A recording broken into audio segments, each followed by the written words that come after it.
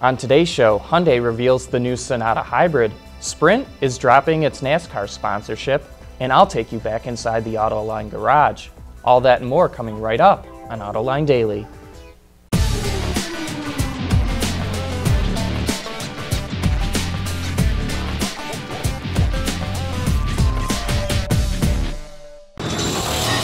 This is Autoline Daily for December 17th of 2014. Hyundai launched the all-new Sonata Hybrid in South Korea yesterday. It's longer and wider than the previous hybrid model, and it adopts the new look of the regular Sonata. It's powered by a 2-liter gasoline engine and a 38-kilowatt electric motor that's mated to a 6-speed automatic transmission. With 16-inch wheels, the Sonata Hybrid gets 43 miles per gallon, and with 17-inch wheels, it gets about 42 mpg. But those numbers could change for the US since they're based on Korean tests. Hyundai is also offering a plug-in hybrid version of the car for the first time, but details for that model will be revealed at next month's Detroit Auto Show. The Sonata Hybrid goes on sale in the first half of next year. You know, full-size sedans used to represent the largest segment in the American market. Today, with annual sales just over 500,000 cars, it's one of the smallest, but still important. The Chrysler brand is fighting to keep its place in the full-size segment with a modest refresh of the Chrysler 300. They've gone back to a bolder grille as they used in the 2005 version of the car, and they've updated the rear end styling with LED tail lamps.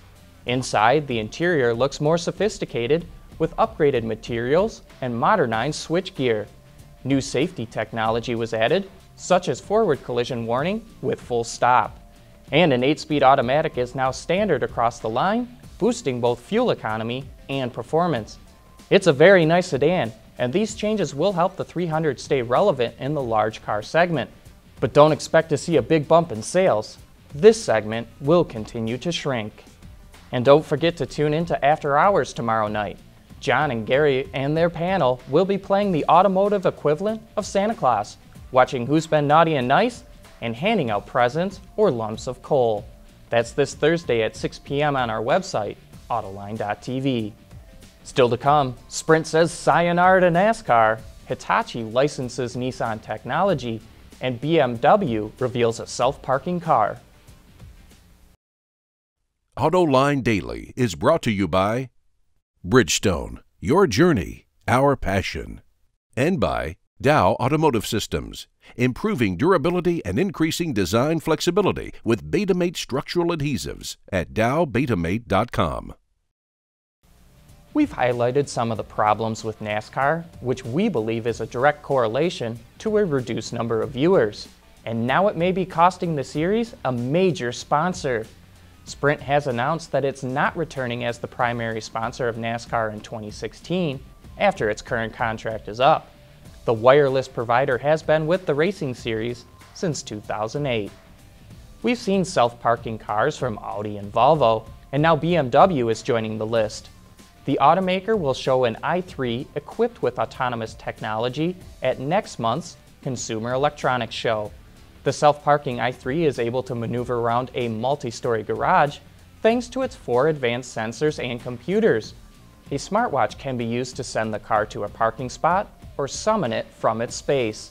And speaking of autonomy, last week we showed you autonomous mining trucks from Caterpillar and Komatsu, and now another maker of construction vehicles is adopting advanced technology. Hitachi's construction division is licensing driver assistance features from Nissan. Hitachi will integrate the automaker's around view monitor and motion object technology into its huge haul trucks and hydraulic excavators. The driver's line of sight in those vehicles is limited, so these technologies will help them know what's going on around them. Coming up next, how to get your entire air and fuel system clean and maybe even shut off your check engine light while doing it.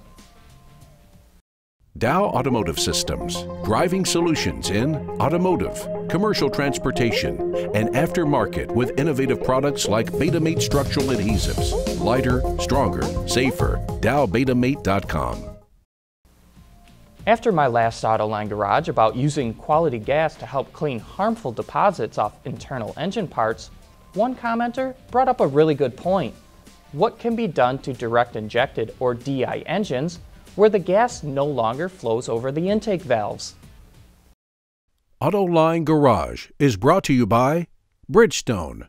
Your journey, our passion. Even in DI engines, deposits will build up over time, whether it be from tiny contaminants in the air or from EGR gases. So your best bet would be to have a complete fuel system cleaning performed. Where I worked, we used a 3-step process from BG Products and charged $125. Now you can't just run out to your local parts store and buy the stuff. You'll have to contact your local repair shop or dealership to see if they have it. But if they don't, you can always use the Find a Shop icon on the BG Products website. Of course, there are other products out there that are cheaper, but I found that BG works exceptionally well. First, there's an intake cleaner that gets injected just in front of the throttle body. This cleans the throttle plate, intake, and intake valves. The next step is an injector cleaner that goes straight into the fuel rail through the test port. And lastly is a fuel tank additive called 44K. I'm telling you the exact name of the additive because it has a few other benefits you might find helpful. Not only does it keep the entire fuel system clean, but it will also remove corrosive deposits on the fuel pump sending unit, which I'm sure many of you know can be a very expensive part. And if you've ever had a check engine light come on for a catalyst efficiency code, 44K could shut that light off. In some cases, it can bring a dying, not an already dead, catalytic converter back to life by removing deposits that clog its honeycomb-like substrate.